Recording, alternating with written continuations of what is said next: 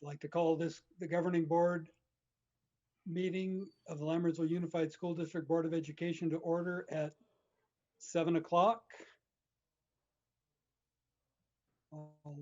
Please follow me in the Pledge of Allegiance.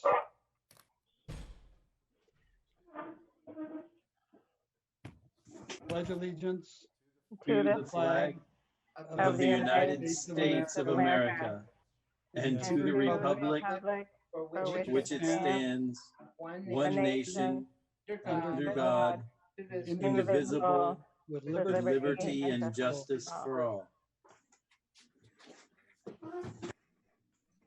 And at this time, I would like to call for a moment of silence for all that's going on in the world today.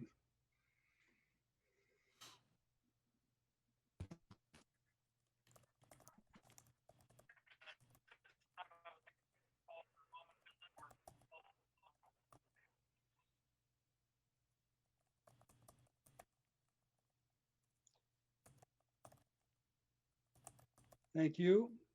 Roll call, please. Matthew Balzerini, Here. Colin Clements, Here. Sharon Lampel, Here. David Pombo, Here. Ann Bonilla, Here. Sunita Jithendra. Here. Thank you. Approval and/or corrections to the agenda. There are none. Move to approve the agenda. Second.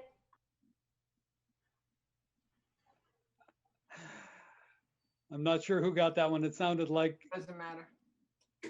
Pick one. Sharon.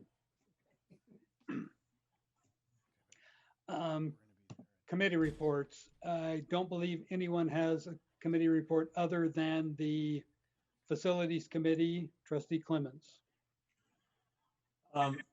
There have been no additional committees. No additional committees are planned for until the coming school year.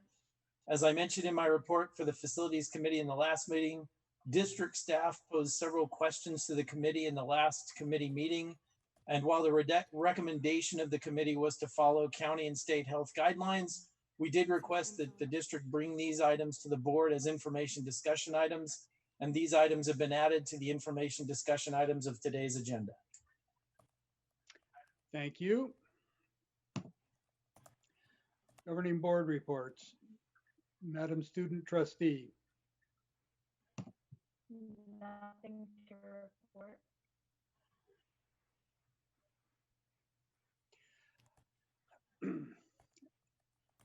Thank you. Trustee Bonilla. I just wanted to remind our families and students to stay safe and during these times, whether they're out making their voices heard or out in the community, the COVID-19 is still very present. You need to be wearing masks and practicing safe precautions. And I hope that everyone stays healthy. Thank you. Trustee Balzerini. I've been attending a lot of meetings for CSBA through Zoom. Most notably on the 15th of May was our board of directors meeting. And then on the 16th was delegate assembly. One of the highlights was lengthy discussions about split roll and the organization's position on split roll, which will be coming on the ballot in November. And as an organization, both the board and the delegate assembly took no position, which was extremely disappointing to me, but that's the position of the organization. And then on the 21st, I attended the Bethany 8th grade promotion ceremony and talk about making lemonade out of lemons. It was under the circumstances, they did a great job. It was special for the kids. The staff was there, they were dancing. I mean, it was a big party. It was a lot of fun. And I had a smile on my face ear to ear for the whole thing. So for Bethany staff, well done. It was spectacular. And that concludes my report. Thank you. Trustee Clements. I was honored to attend the drive-through graduation for Hanson Elementary School, as well as attend the high school drive-by parade to honor seniors. Admittedly, these weren't the ceremonies that many of our 8th graders and high school graduates have seen when their older brothers and sisters and friends graduated or promoted. However, they were the best that the district and the community could do under the circumstances. And as Trustee Balzerini said, you know, the students, the parents, the staff all got into it and celebrated to the maximum amount possible. It was a great event. To each graduating senior, I wanted to say congratulations and that I'm proud of you. Whether you plan to go to college or embark on your professional career, I wish you every success. And I can honestly say, with all this going on, I will never forget the class of 2020. To district staff, administration, teachers, and classified staff, again, I want to thank you for all you've been doing and continue to do to provide our students with the best education possible under incredibly difficult and ever-changing circumstances. And finally, to the community, I wanted to point out that the leadership at the state and federal levels issue regulations and requirements while at the same time passing budgets that completely ignore the financial necessities of complying with those same requirements. Public education is a challenge in the best of times, and the last several months have been more challenging than ever.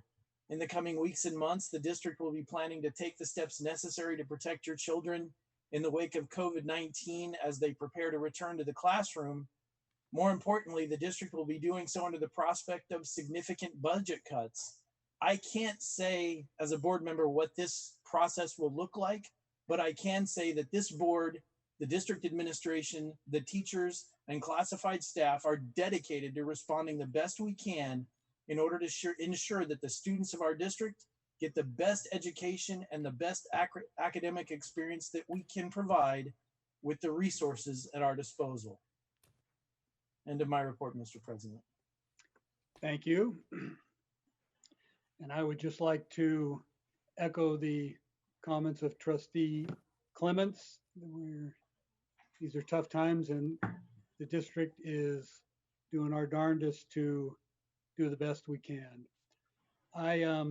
I attended the drive-through promotion ceremony at Altamont, and as my fellow board members said of their respective campuses, it was amazing. The teachers made it into a party. The kids decorated the cars, and everybody was just having a great time. It was, as others have said, it wasn't what they had hoped for or expected, but it was nice just the same.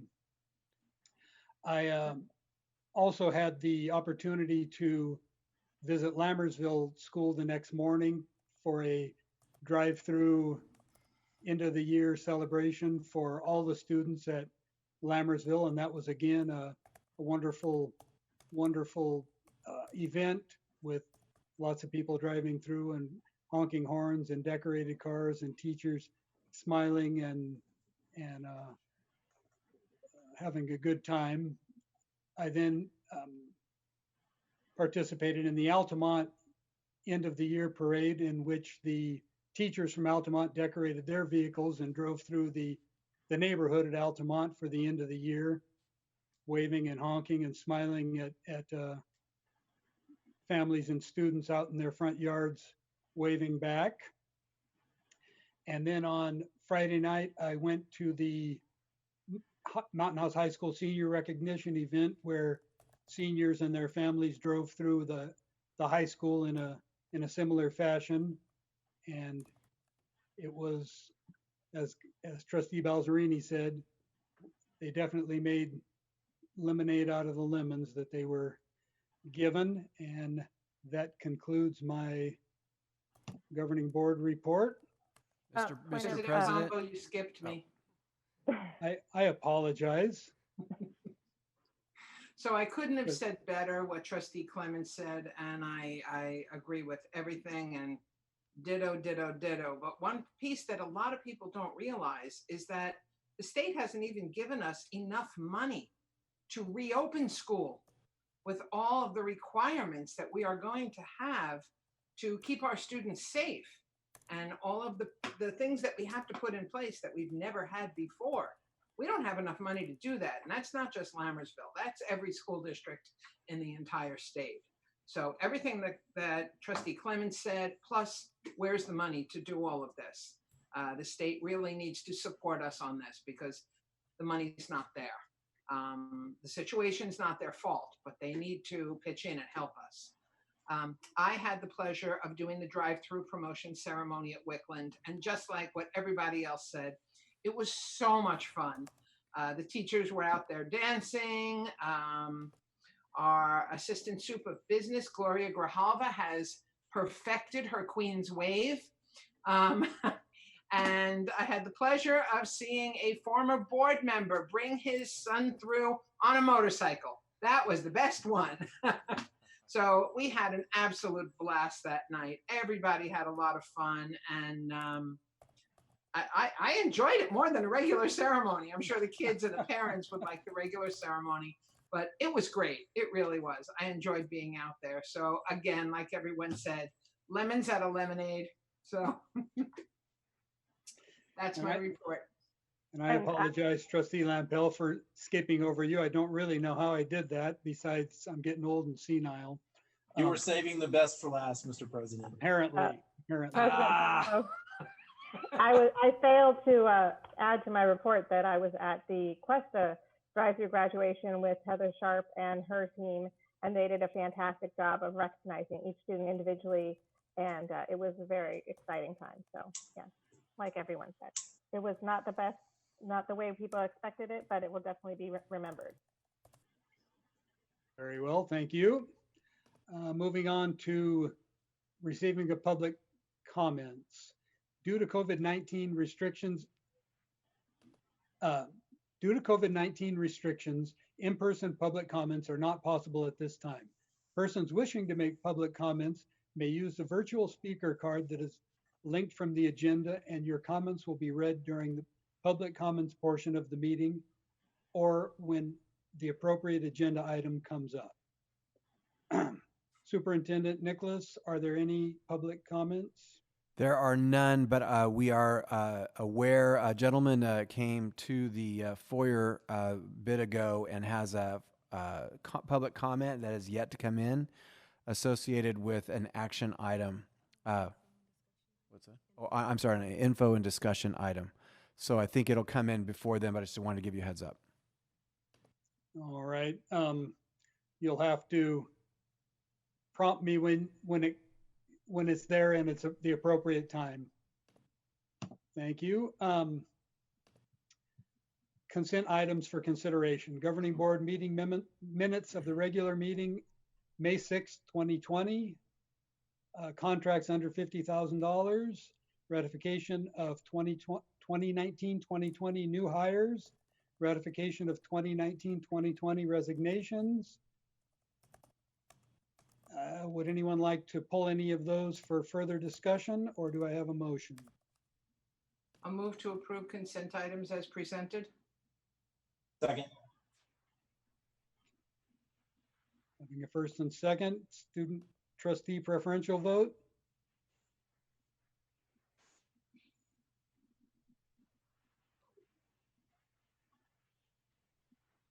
Kiddo, you're going to have to speak a little louder into your mic, okay?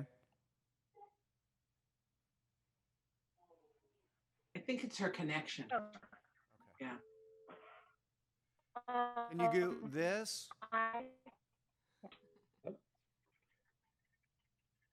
Thank you. Having first and second, all in favor? Aye. Aye. Opposed? Motion carries. Trustee Lampel? Yes, I would like to welcome Latha Kapali, a payroll benefits specialist, and Marie Thrower, another payroll benefits specialist. Welcome to our Lammersville family. Thank you. Welcome all. District administrative reports. Superintendent's report, Dr. Nicholas. Yes, so we're going to start off with something fun and exciting, because this week the Professional Development Center, the keys were turned over to the district. So we have a short visual presentation.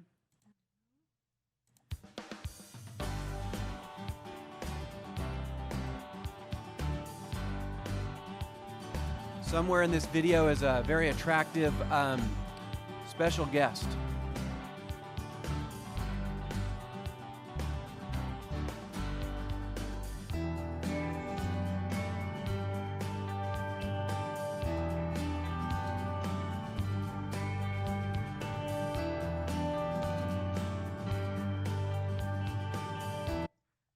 So I'm not see seeing that? a video. Me too. Yeah, hold on. A little faux pas. I gotta share my screen. Just builds up the anticipation. Like a ketchup bottle, right? All right, you see it now? Yeah. Yes.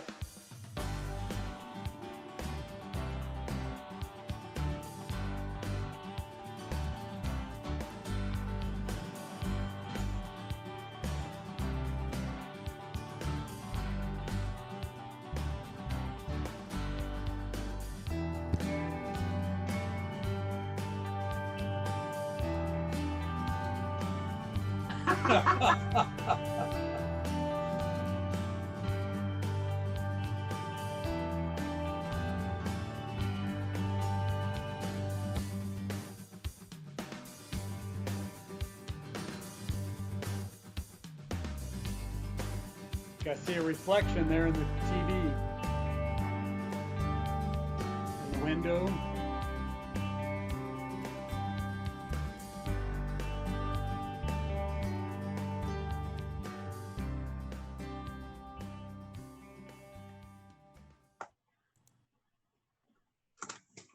Yay! That was fantastic. It is a beautiful facility. I'm very proud of it. And in the messy room was the unpacking process. So I know the folks are really excited about taking over. And in particular, we've changed Assistant Superintendent Sherburn's name to the Sherburnator. So we're very proud of that facility. It's going to do great things for our students through the training of our staff for decades to come. So I wanted to also give the board just a brief update from last week's presentation regarding the budget. So at present, just to remind the board and the community that the net 7.69% cut in the May revise from the governor is a net $5 million budget cut that we will have to bring forward a budget on, meeting the statutes and the requirements in the Ed Code. In the last week or so, the negotiation between the governor's office and the state Senate and Assembly has begun. Reports have come out of the Senate that they have rejected the 10% cut and are looking at using a deferral process, essentially kicking debt down the road in the effort to fund schools next year.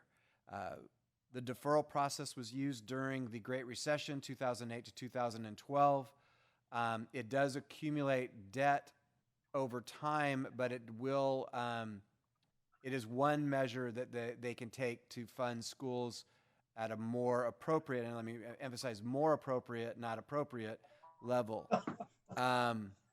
There's also negotiations that have been reported in multiple news sources that the Speaker of the House and the Senate Majority Leader are in negotiations regarding a bailout/stimulus related to states, municipalities, and the mentioning of the needs of schools were in those reports. No specifics other than that they're talking. And there has been some mention from the Senate Majority Leader that a month has to pass or something about a month. And I'm not sure what that is, but it doesn't sound like it's imminent, any kind of decision. I also wanted to report that we have a very real concern for the health and well-being of our students year-round. And there's a lot going on in the lives of all of us, but in particular our young people. And we have been working with staff, and there are supports available to families who have a child or student in need. Information will be going out through the websites at the schools. But simply put, to kind of create a picture, safe space forums are being created with counseling support starting on Friday and Monday and Tuesday to make sure that if there's a need, we have people there to help youngsters. And then I want to thank Trustee Balzerini for giving me this idea, and I apologize to the board that's taken me a little longer than I intended.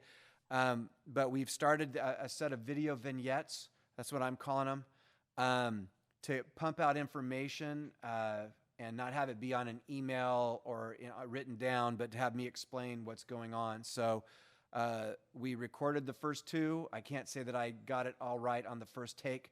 It was 3 takes on the first part and 3 takes on the second part. Thor interrupted one of those because he banged on the door, so I'm blaming him for half of it. So that is my report for now, and I'll speak more towards the austerity budget that will be coming forward to the board, and a little more detail on that when the item comes up on the agenda. And that was my report. Thank you. Item B, District Maintenance and Operations Report.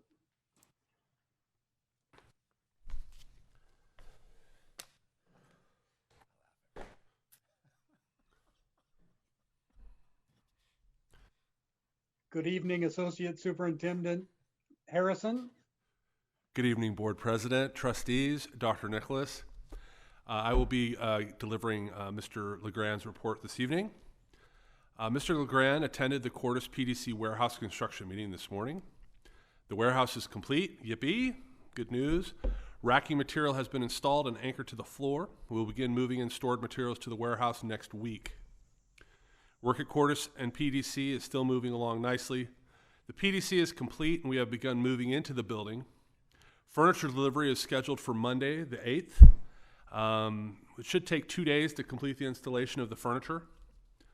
We have a delivery date for the interior skyfold walls that have been delayed because of COVID-19. Installation will occur June 29th through July 3rd. The grass at the JV baseball field is coming in really well and the field looks fantastic. Landscaping all around Cordis is in progress. The seal coat and striping of the north parking lot at Cordis is scheduled for June 22nd. And we are looking to schedule the furniture delivery for Cordis Elementary School the week of July 13th. On Thursday, we had staff training for the HVAC at the PDC. And our custodial staff is continuing with all their summer deep cleaning activities at all the sites. ARIA and Cartier have been checking the sites daily, looking at progress and cleaning procedures at the school sites. And then weekly reports are being sent to the M&O office every Friday. The maintenance staff have been focusing on completing work orders at Mountain House High School this week.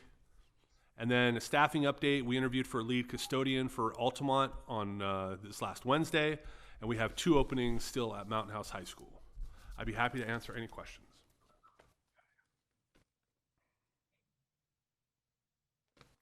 Were you saying that the opening for Cordis is scheduled for July 13th?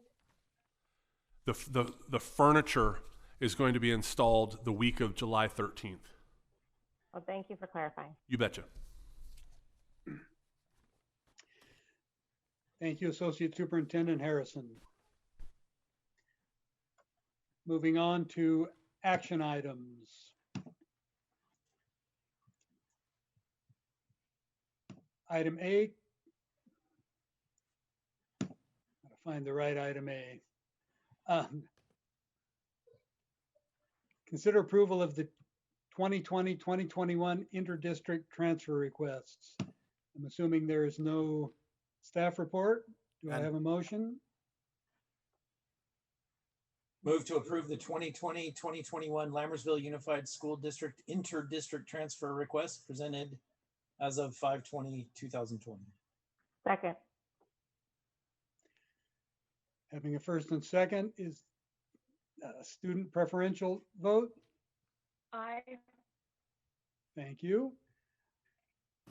All in favor? Aye. Aye. Opposed? Motion carries. Item B. Consider approval of Governing Board Resolution 192030. They're getting big numbers. Authorizing the issuance of sale of special tax bonds for the purpose of financing authorized facilities and approving and authorizing related documents and actions.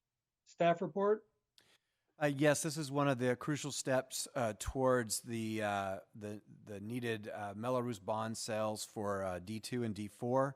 I want to introduce Mr. Chris Lynch from Jones Hall, who's our bond attorney, who is an expert on all this. So if the board had any questions, he is happy to answer them. Thank you. Hello, Chris Lynch. Good evening. Thank you for including me. Thank you. Has anyone got any questions for Mr. Lynch? I think so. We've been here before. I think we're good. Thank you, sir. Is there any further discussion, or do I have a motion? I'll move to approve. Let me scroll down to the bottom here. Motion is move to approve governing board resolution number 19-20-30, authorizing the issuance and sale of special tax bonds for the purpose of financing authorized facilities and approving and authorizing related documents and actions. Second. Second. I think Matt got that one right. I think so. Any further discussion? Having a first and second, student preferential vote.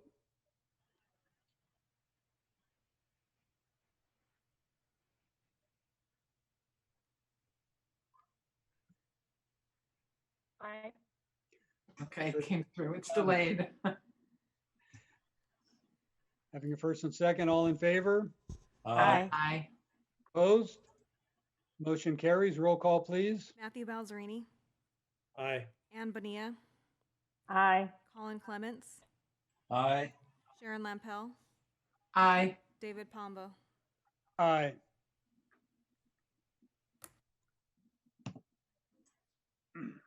Thank you, Chris. Item C. Thank you. Item C. Thanks, Chris. Thank Thank you. you, sir. Thank you. Congratulations. Thank you. Item C, consider approval of declaration of need of fully qualified educators for the 2020-2021 school year. Staff report? Yes, we do this every year, but if the need were to arise, this allows us to hire PIPs and STIPs intern positions, and we recommend approval. I'll Thank you. move for recommendation of approval. I'm sorry, I will move for approval of the declaration of need for fully qualified educators for the 2020-2021 school year. Second. Thank you. Having a first and second. Is there any further discussion? Student preferential vote? Aye. Thank you. All in favor? Aye. Aye. Opposed? Motion carries. Item D, consider approval of 3-year contract agreement with Instructure for Canvas Learning Management System for grades 6 through 12. Total cost $70,668.10. Staff report? Yes, learning management systems in a 21st century instructional model is very important. Canvas has been our adopted LMS for many years. It's also important to note that it's the adopted junior college, community college model as well. We recommend approval of the Canvas Learning. Move to approve the 3-year contract agreement with Infrastructure for Canvas Learning Management System, LMS, for grades 6 through 12. Total $70,668.10. Second. Having a first and second, is there any further discussion by the board? Student trustee preferential vote? Aye. Thank you. All in favor? Aye. Aye. Opposed? Motion carries. Item E, consider approval of Aries SIS renewal agreement for student information systems and parent communication services for grades TK through 12 for the 2020-2021 school year for a total of $96,323.33. Staff report? Yes, as important as the LMS, the SIS is equally important. It controls, manipulates, and warehouses nearly all of the important data for the district. So we recommend that the Aries SIS renewal be approved. I'll move for approval of Aries SIS renewal agreement for student information system and parent communication services for grades TK through 12th for the 2020-2021 school year. Total $69,323.33. Second.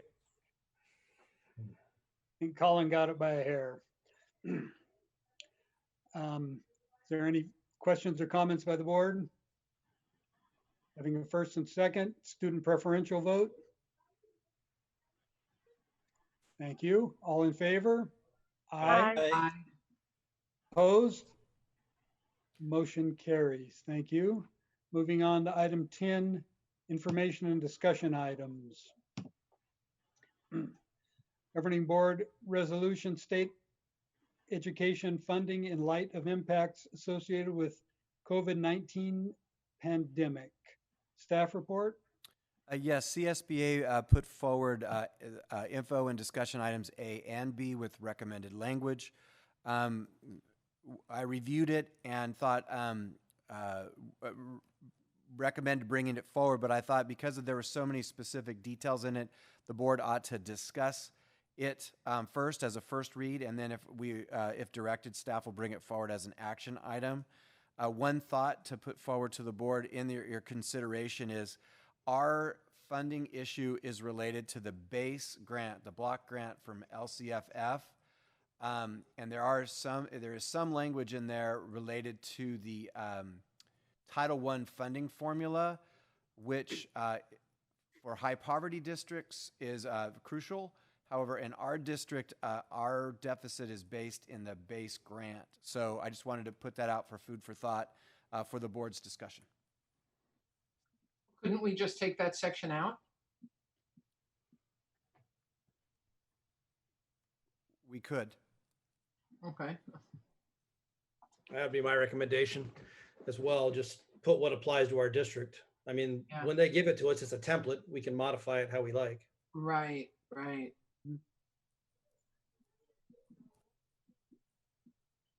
Makes sense to me.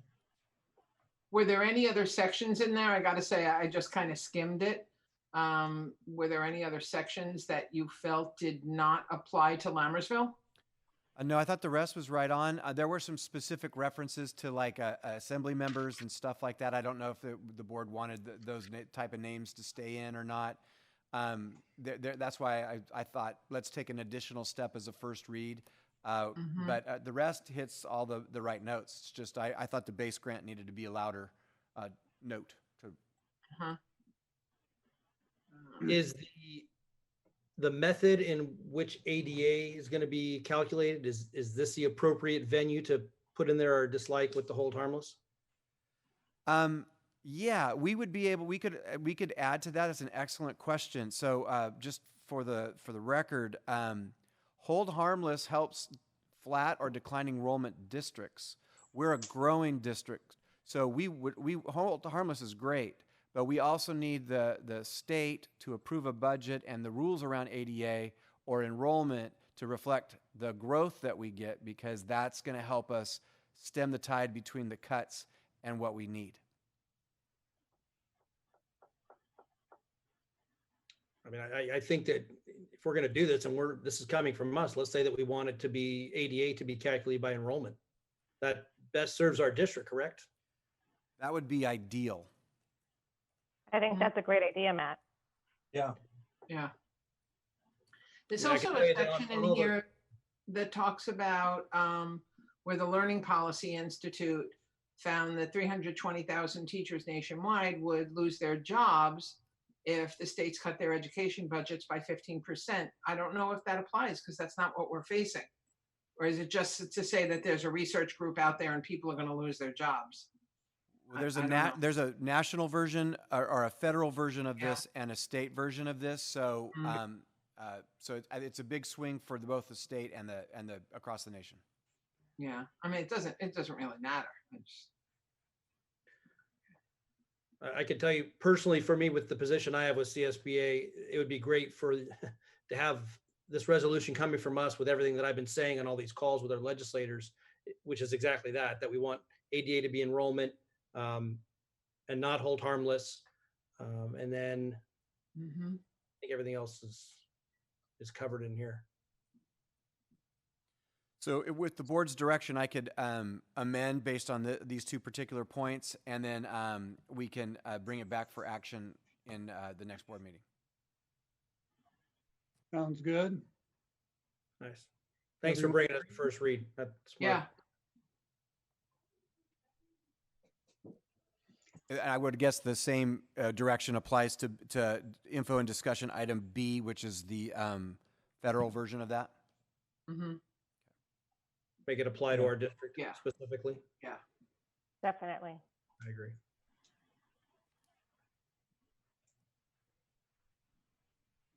Further discussion on item B?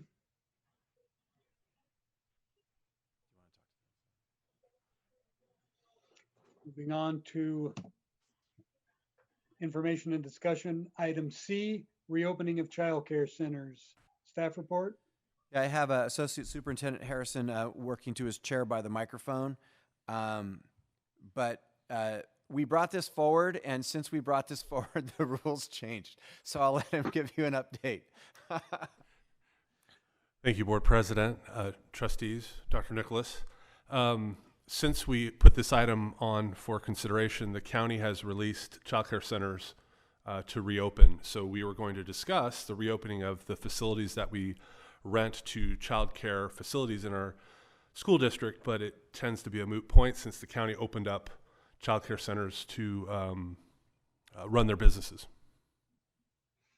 Can you kind of give an overview of what it's going to look like? I just keep thinking little kids love their friends.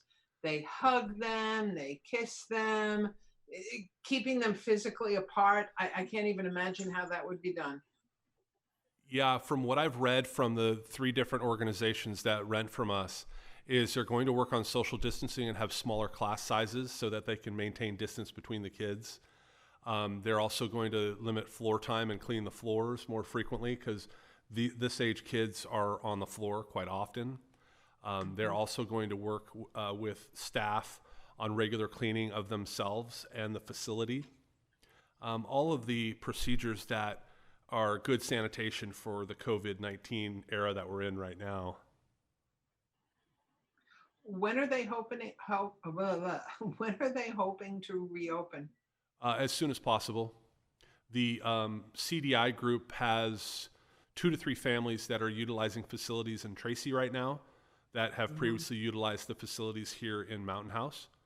But I know that they would like to transition to opening facilities here. Like CDI wants to open Wickland first, and then as that becomes full, then open up their facility at Altamont. Yeah, I mean, I think it's a good idea for them to reopen so parents can go back to work and help jumpstart the economy back to some sort of recovery phase. Would it be appropriate to create some sort of MOU with agencies just to say that they will conform with county guidelines, just to take any question of liability off of us? Probably state and county guidelines, I would think. I think the state's leaving it to the counties, aren't they? To each of them. To an extent, I believe. So the Dr. Maggie Park is going to be the final voice on this for the county, and they are leaving it to the school districts and the businesses with guidelines and recommendations. But we haven't seen for public schools yet those guidelines. So we could reach out and do an MOU with the board's direction just to make sure that they're doing their due diligence for certain. And I agree with Matt, and I think it's a great idea. I think that MOU needs to delineate specific measures that they are taking to protect us. Because if they commit in this MOU to taking certain precautions to keep the children safe, then we've done our due diligence and our responsibility. Yeah, I agree with both those. I think that was a great suggestion. That's the reason we brought it to the board is we struggled with, how do we, how do we do that? I think the last thing is, or the one additional suggestion I have is the MOU also refers to future guidance, and they commit to following future guidance if guidance from the county changes, as it changes, not if. I think anytime there is any significant change in the guidance and the regulations from the county or state, that an MOU needs to be updated. I can definitely facilitate that. And they also have organizational requirements through their governing body as well. So we could include that. Yeah. Thank you. Any further discussion or recommendations on that? Moving on to item D, facility use, indoor and outdoor use. Staff report? Yeah, we have a public comment that I'm going to read. I gotta figure out if I'm gonna use my glasses or not. All right, from this distance, I'm okay. Okay, here we go. All right, sorry.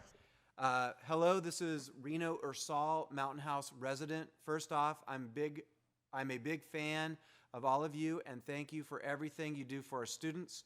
I've served as the Mountain House High School girls basketball coach, varsity coach, since the school opened, and before then, coached at Bethany School.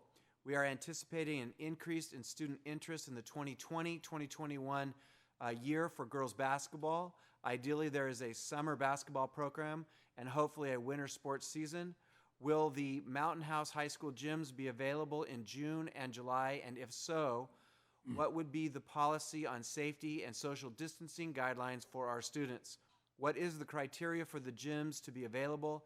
I anticipate parents will have the same questions, and I would like to make preparations to ensure the safety of our students.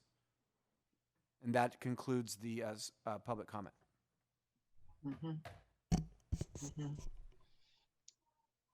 And on top of that, Mr. Harrison wanted to give an update on policy recommendations from the Facilities Committee, or Mr. Clements, were you going to do that? No, I would like Thor to do it, and then I have a comment after he's finished. Thank you. Sorry, Associate Superintendent Harrison. Sorry about that. I go by either. So the Facilities Committee had a long discussion related to indoor facility use and outdoor facility use. When we were talking about outdoor facility use, the recommendation from staff was to allow outdoor facility use by members of the community and obviously by our sports teams when Phase 3 is approved in this county, which Phase 3 includes sports without fans. We also discussed indoor sports use. The proposal by staff was to suspend the use of indoor facilities for all of our MPRs, our gyms, etc., from outside users until the end of the year, December 31st. The reasoning behind this request is that we are going to have custodians doing multiple cleanings on multiple shifts during the school day to keep schools running and open and working safely. We're not going to have staff time to set up and break down the use of facilities and re-clean facilities for outside vendor use when our own kids are using it and it needs to be cleaned and sanitized for our own students. We had that discussion at the last Facilities Committee meeting.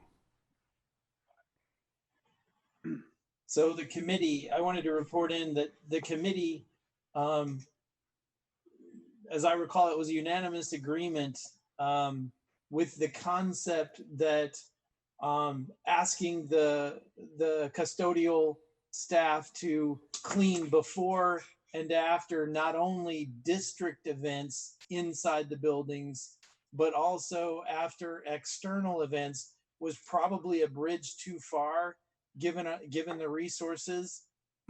So we agreed with that, but we wanted to bring that to the board as a whole for comment.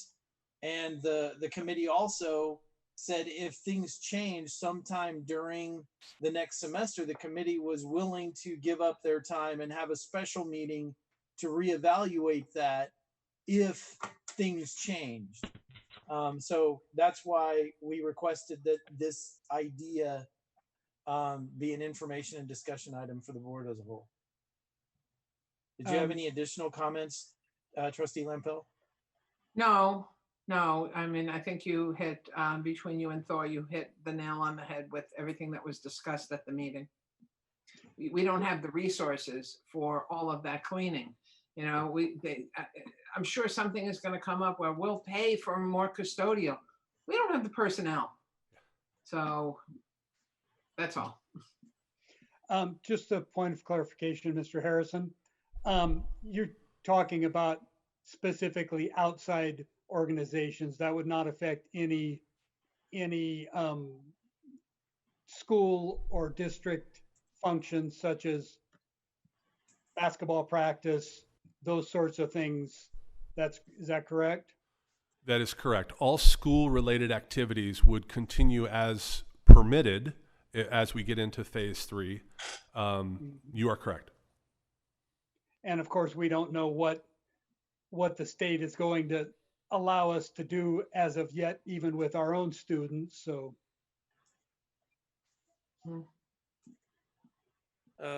I'll just say I wholeheartedly agree with the recommendation from the committee and staff.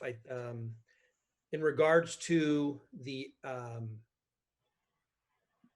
outside events, again, I'd like to have something added to the application or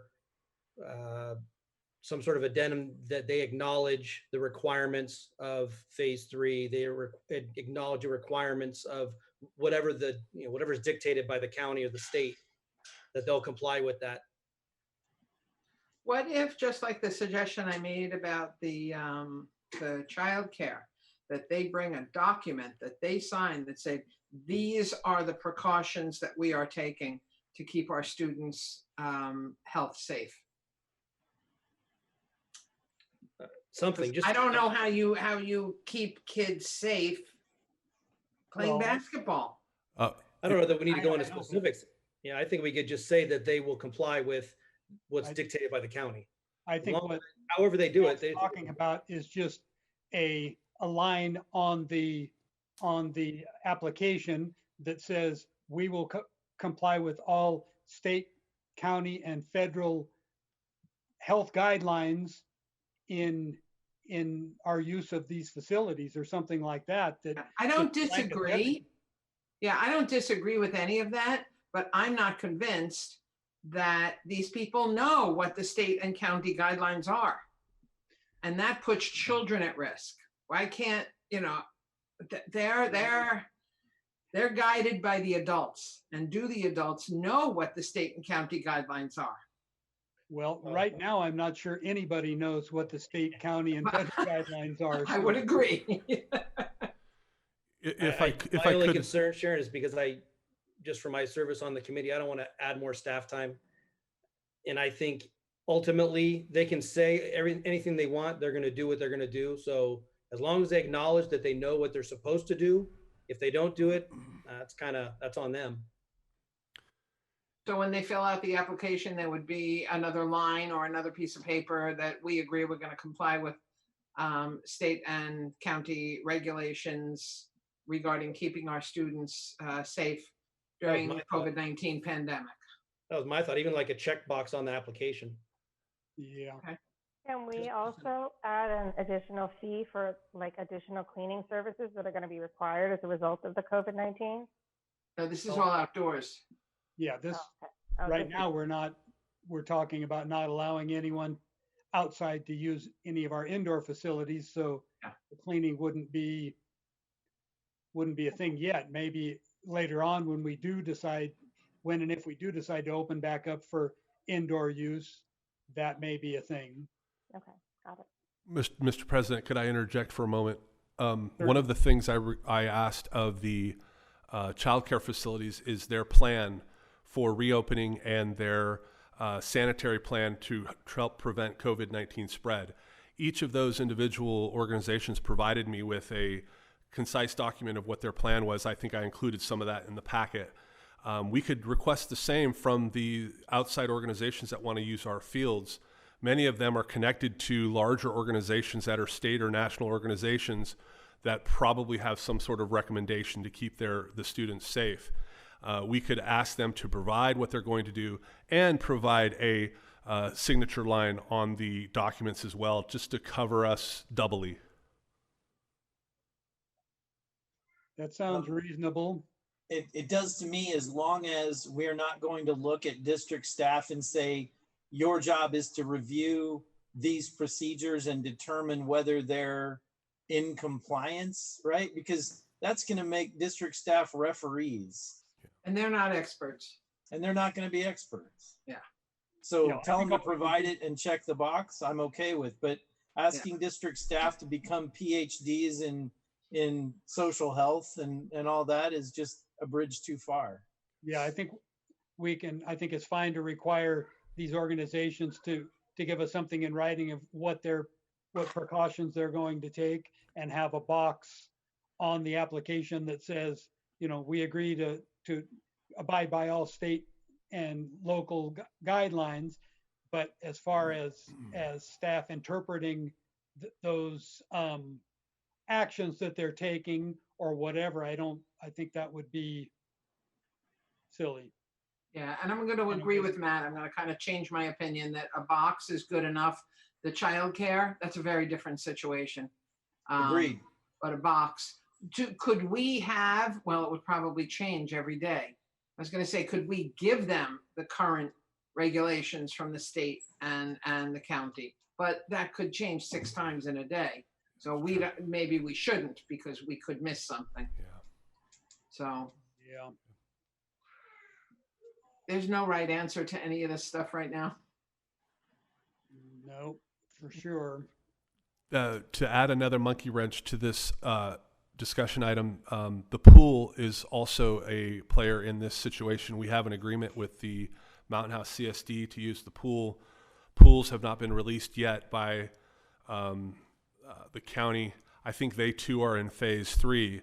So I just wanted to bring forward the idea of the pool use for Mountain House CSD, the summer program, to see if the board was willing to open that up as soon as the county opened up phase 3. So I wanted to report into the board that this also was discussed at the facilities, and at first it was like, oh, it's an easy answer. Open the pool when the county health says you can open pools.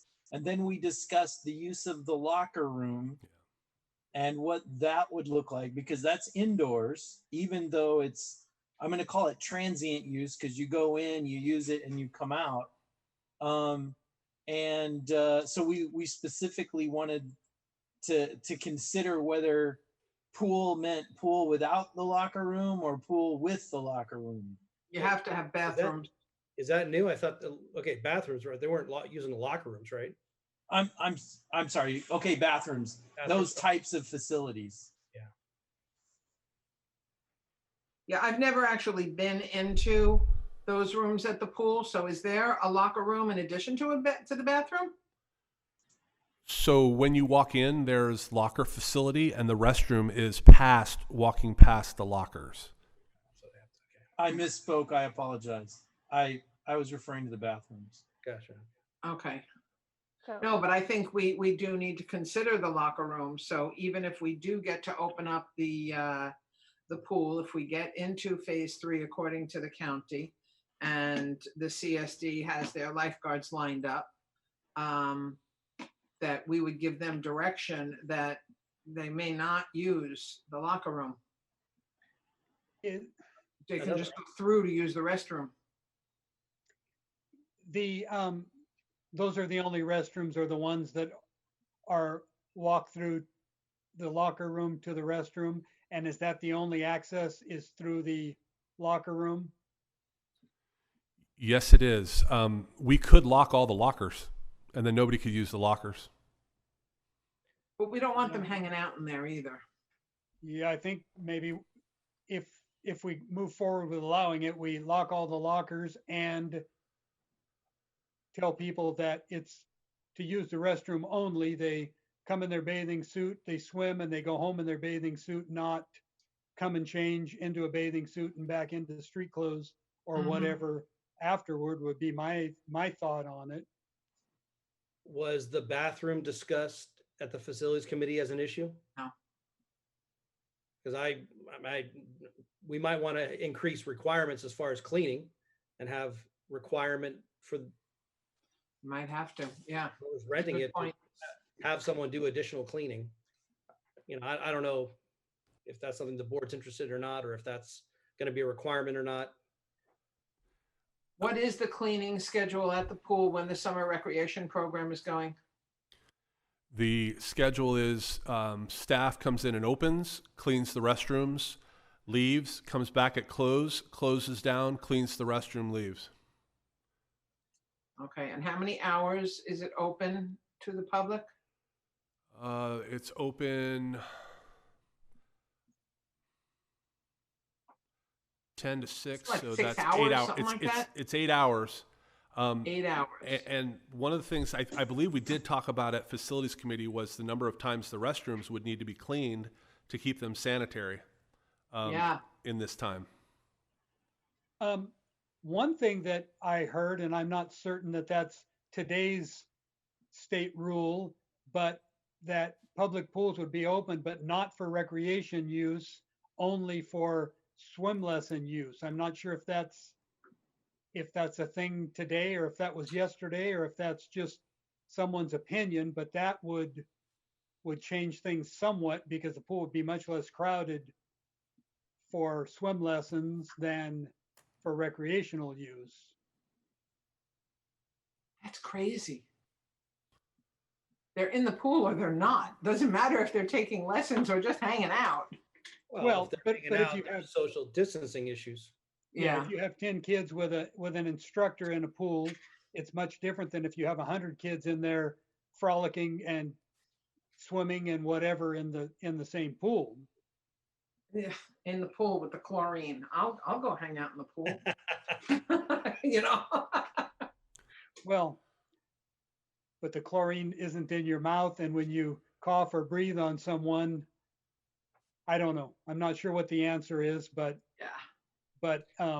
we'll probably need clarification from the CSD at what their plans are with the pool before we get too far into the nuts and bolts of what we're going to require, I would guess.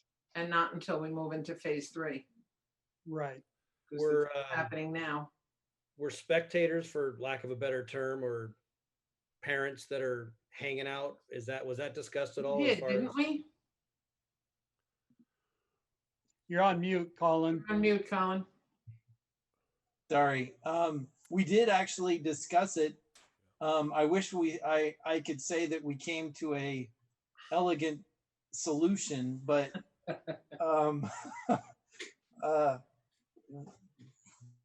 we didn't. I think what we said was that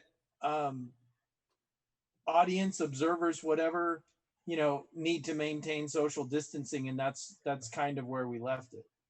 Mhm. Well, that's probably going to border on spectators at sporting events regulations. So my thought is that the state is going to come out with state or county is going to come out with specific regulations for pools, and what we're talking about here may or may not have anything to do with those rules that they come up with. Yeah. Yeah, agreed. You're probably right. I mean, I guess my position would be, yeah, as long as they comply with whatever the guidelines are, and we may want to encourage them to have additional cleaning of the restrooms. But other than that, I mean, at some point we have to return to some sort of sense of normalcy. Yeah. I think we need an idea for just to be ready when we can open, of the square footage of the whole area. Because I think that's going to determine how many people we can allow in. Well, and we need to know if the CSD is planning to open just for swimming lessons or for swimming lessons and recreation use. Because the CSD may have their own idea of what they're planning to do. Yeah. If I can, the agreement notes that the first 2 hours of use is lessons, and then the next 6 hours of use is open swim, is what they have currently. I can talk to Sarah Ragsdale at the CSD and find out if they are going to look to modify that plan with the changes in relation to COVID-19 and report back. And I could Yeah, 'cause that also was all written before COVID-19. And do we have the ability to change what we charge them due to an additional need of cleaning? Unless we require them to get their own service. Well, that, if I may, that may be what we have to do. We may not have enough staff. If we have Right. to clean that every 2 hours Mhm. on Saturday as well, we may not have enough staff to pay to do that that Now, additional cleaning. This was discussed before though, because they wanted to do that and we wouldn't let them because of the union issues. So the only thing I could add is based on my observations from last summer, and I think Mr. Harrison would concur, in driving through the high school parking lot, multiple times a week, the participation rate last summer was, it was not a crowd participation. There were often not very many people in the pool. So just in your visualization of what it might look like, I don't recall ever seeing a significant number of swimmers. Mhm.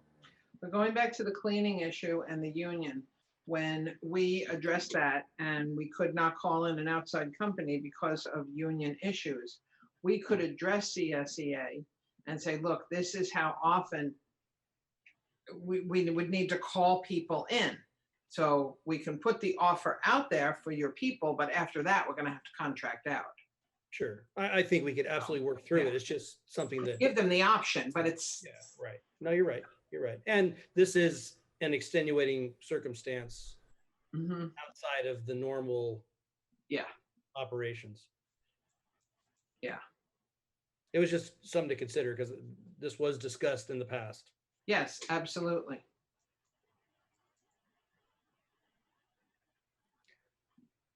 Further discussion on the pool? I don't know, is that direction? Yeah. I was going to ask that question I was myself. waiting for that. I don't, personally, I don't feel like we can really give any direction because we don't know the rules of the game. Yeah, you're right.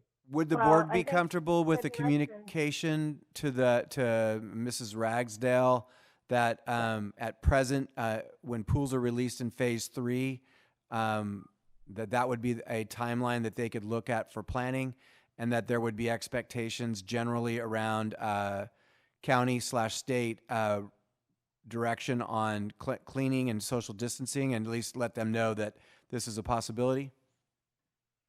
Yeah. I think so, and find out if they're planning to do swim lessons and open swim or just swim lessons.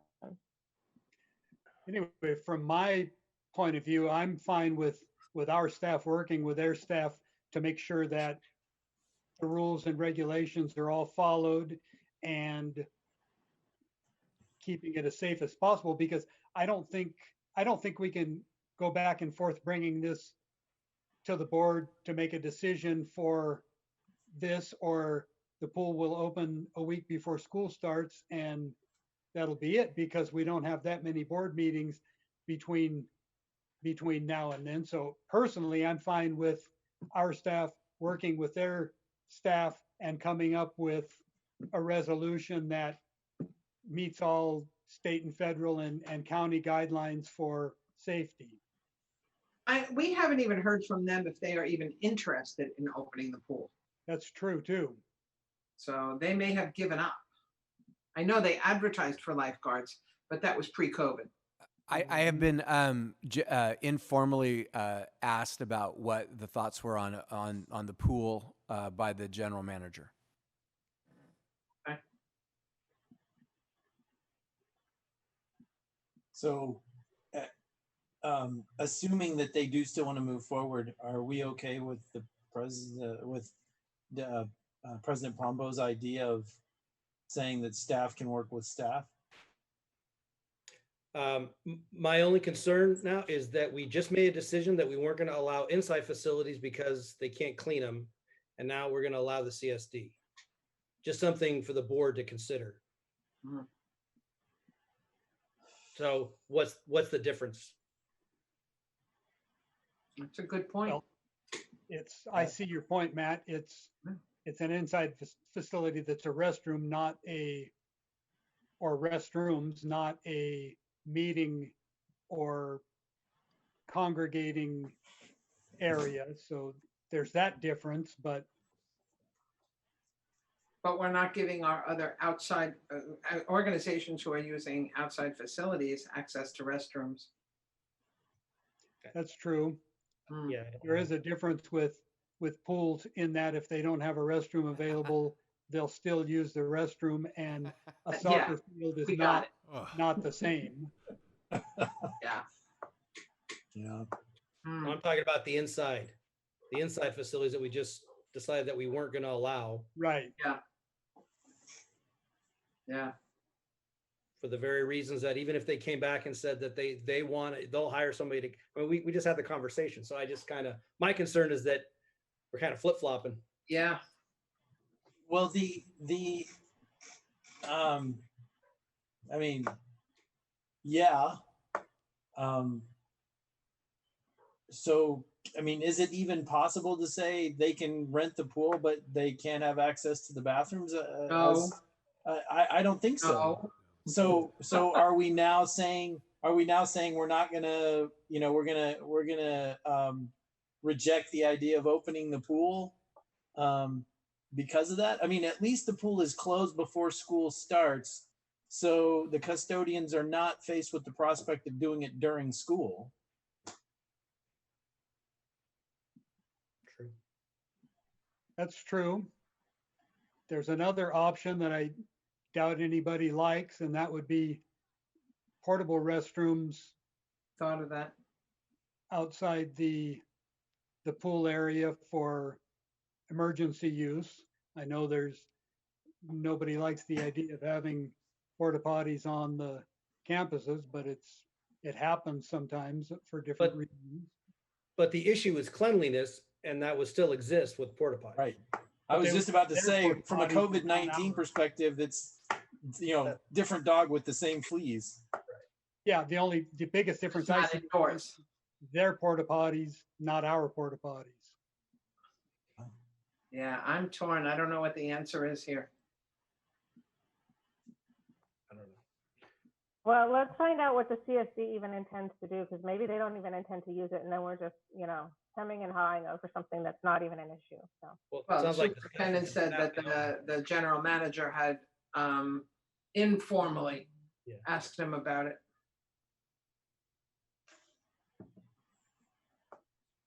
Hmm.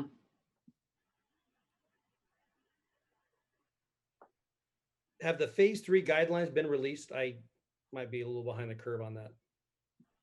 I don't know. I've seen a list of the freedom that comes with it, and so to compare from where we're at now, dine-in restaurants are going to be available. The phase 4 is stadiums, rock concerts, and things like that. So if you take stadiums and rock concerts and where we're at now, I believe in phase 3 you get nail salons, and people can dine in and things like that. So there's going to be more freedom going indoors during phase 3, and but I don't have a list in front of me to kind of read it off. Yeah, but all of that comes with social distancing. If I could add, phase 3 also includes, my recollection, sports with no fans. But it doesn't delineate pool sports. It just says sports from what I have read. I would have to do more research. Yeah, okay. I'm back to letting staff work on it. I mean, if restaurants are going to be allowed to be open, they're going to have the same bathroom issues that we would at the pools. So, And unless they have something specific. And as Trustee Clements said, the pool is something apart from the other indoor facilities because it's used during the summer when there are no students in school, so we wouldn't be cleaning between our uses and their uses. We'd only be cleaning before and after their uses, and they would be potentially cleaning during their use. So it's, I feel like it's a different thing than not allowing indoor use during the school year, which is typically when outside organizations rent our facilities. Got it. Yeah. If I may, I don't want to add a monkey wrench to this, but if phase 3 opens and we are allowed to have sports, I believe that our water polo and swim teams would be working in those facilities at times that are outside of the summer swim program. Yeah. But an hour. But those are hours. Yeah. And I think that's the difference. But I think his point is my analysis was incorrect, that if they do open, our team will be cleaning between the summer swim and the practice, I think was the cogent point that he was making. Would the board like us to reach out to staff at the CSD and find out what their thinking is, and then we can report back and then and regroup around all the different ideas? And 2 weeks from now, it's possible that A, we'll be in phase 3, and or B, we'll have some guidance. Yeah. I think that's reasonable to come back in 2 weeks with more information from all sides. Agreed. Thank you. Yeah. Thank you for the conversation. Thank you. Thank you, Associate Superintendent Harrison. Item E, CSBA Annual Education Conference. Staff report? Yes, so we're living in a two-pole world. You have the May Revise world, and then you have what the state Senate says they want to do. If the state Senate's plans move forward to agreement in the budget, we'll have essentially flat funding, and the budget that we have annually for a conference attendance will exist. And it is the time of year, if it's the board's will, to attend the CSBA conference in Anaheim this year for us to get the least expensive enrollment in that. So we wanted to say that if the draconian measures come forward, we would recommend cutting the budget for conferences unless specific items. But if the flat funding comes, we're set to go with conference attendance. So we're seeking, if anyone's interested, and or board direction. I am interested in going to the CSBA conference, assuming that the budget is not tight. I enjoy the budget. I think I get a lot out of it. I think the rest of the board gets a lot out of it. I learn a lot, and I think it's a good use of funds, but I don't want to go if it means, if we're cutting anything from our student programs. My registration is covered by CSBA, so. I am with President Pombo, but I might consider, is it possible for a board member to donate the money to the district earmarked for that purpose? I would believe the answer is yes, but we can look into that for sure. I would be happy to pay my way if there is budget issues to contend with. As I said, I don't want to go if there's one dime cut from student programs. And I'm also worried about, with the budget aside, where are we going to be with COVID-19 in December? Yeah, they don't even know if they're going to have a conference yet. So right. There's a very good chance that this is all a moot point because there isn't going to be, well, they're talking about virtual conference, which You still have to Take it have down. presenters. Pardon? You still have to have presenters. Yeah, but they have to sit 6 feet apart. Yeah. That part of it's already been secured, and they are for sure doing it virtually. And they're anticipating doing an in-person version also. They're using the virtual to try and reduce the numbers of people going to help social distancing. But if for whatever reason there's other restrictions, then they'll just do it with just the presenters and do it all virtual. I'm That's the I'm current- assuming that if we book the conference and find out that it's not going to be an in-person conference, we would only be charged the portion that is the virtual fee. Is that correct? Correct. Yes, yes. I think it And they're says it allowing us to cancel at any time. So if we say, yes, we want to go, and we want to go virtually, and then we decide we want to go in person, we can make that switch, or we can cancel it altogether. I personally would be willing, would be happier, I think, attending it virtually, just given my own logistics and the cost. Because, you know, once you have going there in person, then you've got the cost of travel, you've got the cost of housing, all of those things. And, you know, given my health issues, I'm not sure I want to be staying in a hotel with lots of other people. So that's just my thought. And you have to let them know by November 13th for refunds, which is All right. a couple weeks. So a couple weeks from the conference. So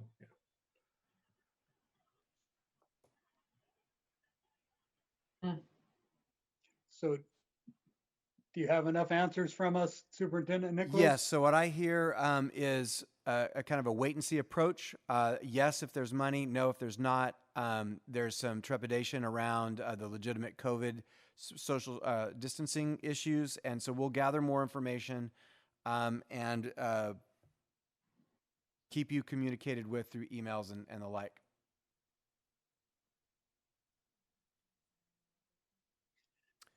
All So right. at present, I have a David, a yes for virtual, a Colin for virtual, Matt's taken care of, Sharon virtual, and Ann virtual. Is that correct? Yeah. And we can take it to in person if that becomes a viable possibility, but we won't know that, and we'll bring that when we do. Yes. Right. And if the budget is impacted, I'm still in for virtual, but I'll contribute the money to the district so it doesn't impact one single student. As will I. Okay. Thank you. And I can contribute for the virtual as well, if it's a budget issue. I'll see. I don't know what retirement is like. Everything's going to change in the next few weeks, so I can't make any commitments. Yeah, but think of all the gas money you're going to save. Yeah. All right. Moving on to item F, special virtual board meeting Monday, June 29th, 2020 at 5:30. Staff report? Yes, so this is an important request by staff. The mandate to meet the budget submittal is it has to be in by June 30th and become live on July 1. We formally requested a delay so that, like the community college system, we would have another month to allow Washington, D.C. bailout to come or not come, and for the governor and the state legislature to work out what the specific budget is.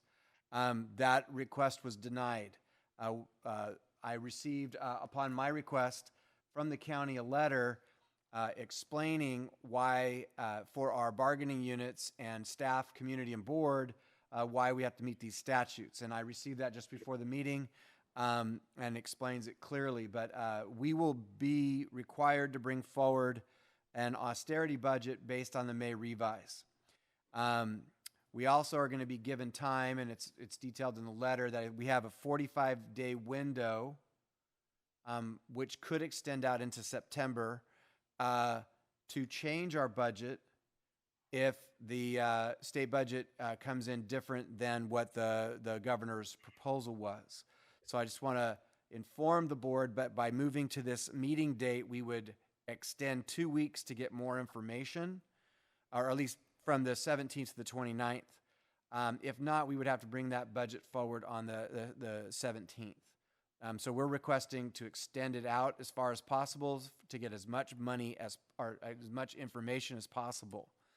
Now, an austerity budget is going to require that we identify significant program cuts, initiative cuts, and there will be identified staffing cuts because there's no way around the austerity budget demand to meet this mandate.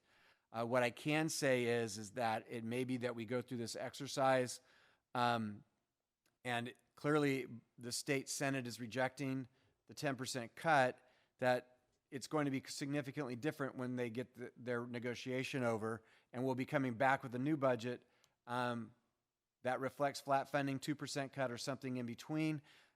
So I just trying to prepare the board and speak to the community and say an austerity budget's coming forward by statute and demand of the system, and we will meet that requirement, and the requirement is going to be painful, but we believe that we will be bringing back shortly thereafter a budget that reflects the actual budget that gets passed. So once again, we are forced to go through an exercise without knowing what the rules truly are, just because. Correct. But we are armed with a letter from the county explaining that essentially they're the representative government entity that's enforcing the June 30 deadline. So if it's the board's direction to have the special board meeting, then we would need at least a quorum of 3. So it's again June 29 at 5:30. I can be there. We'll make it happen. The at least 4 board members that are. I'm working, but if it's on Zoom, so I can try and log on from work. All right. Sorry, you got to get to district staff. I would say sorry that you have to go through that. Yeah, we tried to avoid it, but it doesn't appear that that's going to be the case. And we have a lot of work to do in talking with our associations, which we have generally talked with. They're aware of the 10% cut. I send a letter out to all staff explaining what the cuts are. So again, they're informed on the cuts, but we want to see if we can get some actual information before we sit down and talk to them. But we have plans to reach out to them and just keep them in the loop as we have been all along. Thank you.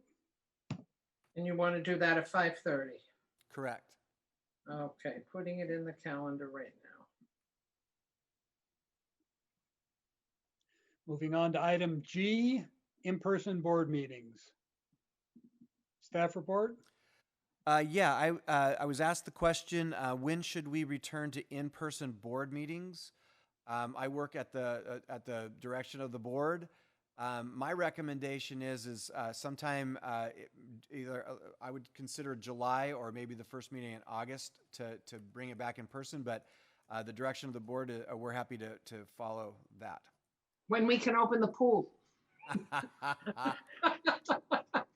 That way we can go for a swim before the board meeting, right?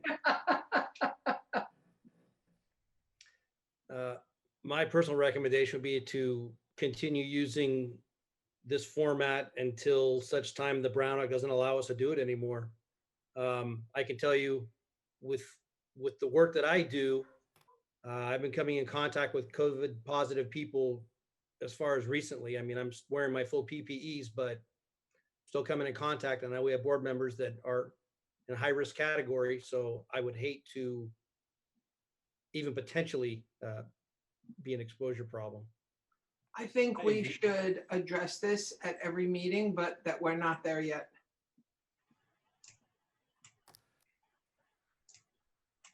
Agreed.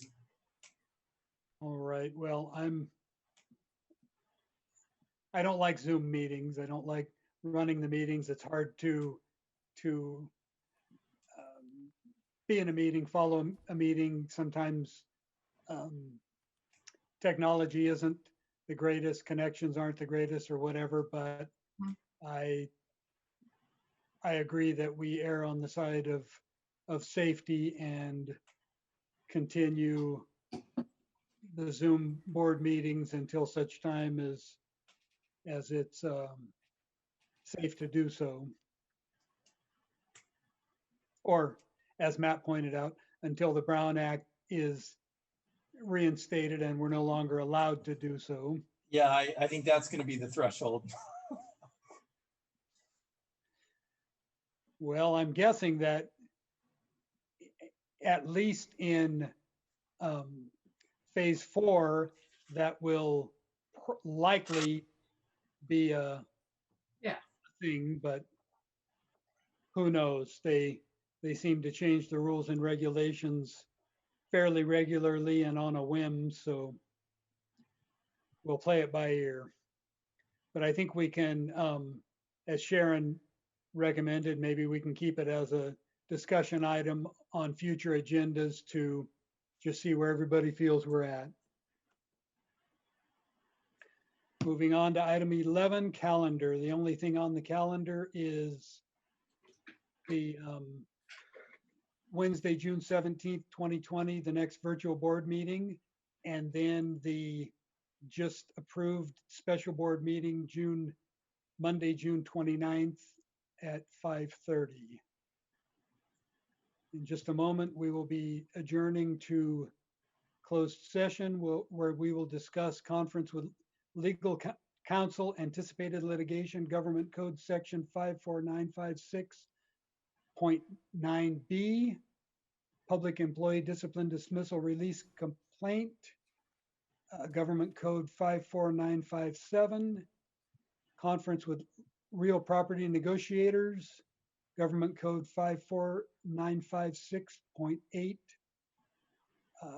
property 397 East Ramsey Drive, Mountain House, California, APN 209-45038, agency negotiator Superintendent Nicholas, negotiating parties, Mountain House Developers, Camilos, Trimark, Shea, and under negotiation, price, terms of payment, or both. Item D, public employee appointment, employment, evaluation, superintendent, government code 54357.6. Do I have a motion? Move to adjourn to closed session. Second. Having a first and second, all in favor? Aye. Aye. And I forgot to ask for the student preferential vote. Would you? Aye. He wants to get out of the meeting too. All right. Good night. Thank you. Good night.